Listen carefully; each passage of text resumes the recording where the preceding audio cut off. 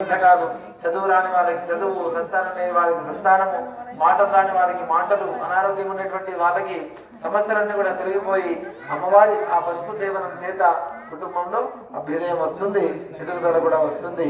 అలానే ప్రతి మంగళవారం 4:30 యథావిధిగా అభిషేకంలో తేనెతో అభిషేకం చేస్తారు. మంగళవారం విశేషంగా జగద్గురుడు మాధవానంద సరస్వతి స్వామి వారు ఉపదేశించిన విధానంగా తేనెతో అభిషేకం చేస్తారు. ఆ తేనెతో అభిషేకం చేసిన తర్వాత 6:30కి ఆ తేనెను కూడా కాబట్టి ఆ ప్రసాదాన్ని మీరు తేనె కనుక తీసుకొని వస్తే ఆ తేనె ప్రసాదంగా మీకు ఇవ్వడం జరుగుతుంది. మీరు తీసుకురాబడినప్పటికీ కూడా ప్రసాదంగా తేనె ఇవ్వడం జరుగుతుంది. ఇలా విశేషమైనటువంటి క్షేత్రం ఈ వ్యాసపురము. దీని పేరు వ్యాసపురము.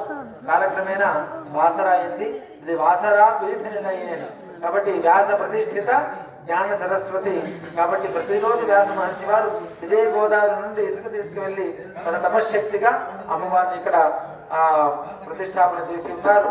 కాబట్టి వ్యాస ప్రతిష్ఠిత సరస్వతి, లక్ష్మి, కాళీ, సరస్వతి ముగ్గురు కూడా ఉన్నారు. లక్ష్మీ కటాక్షం ఉంది, శక్తి కూడా ఉన్నది, జ్ఞానం కూడా ఉన్నది. ముగ్గురు అమ్మలు ఒకే చోట ఉండి మనం నిర్వహిస్తున్నారు.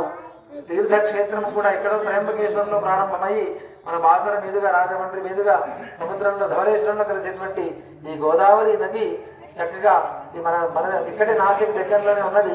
ఇక్కడే పుట్టి ఉన్నది. నాసిక్లో త్రయంబకేశ్వరు హిమగిరి పర్వతంలో పుట్టి ఉన్నది. ఆ గౌతమి మాత ఈ బాసరలో ఉన్నది. తీర్థక్షేత్రము, ముగ్గురు అమ్మలు ఉండేటువంటి క్షేత్రం ఈ వ్యాసపురము. కాబట్టి వచ్చినటువంటి భక్తాదులు చక్కగా అమ్మని ప్రార్థించుకొని మన కుటుంబంలో ఉండేటువంటి సర్వ ప్రతిబంధకాలు తొలగిపోవాలని ఆ అమ్మని మనస్ఫూర్తిగా మరొకసారి ప్రార్థన చేయండి. శుభం. అందరూ కూడా ఇక్కడ నిలబడితే ప్రత్యక్ష గౌతమి మాతకి, గోదావరికి హారతి ఇస్తాం. ఫోన్లు అన్ని కూడా పక్కన పడేసి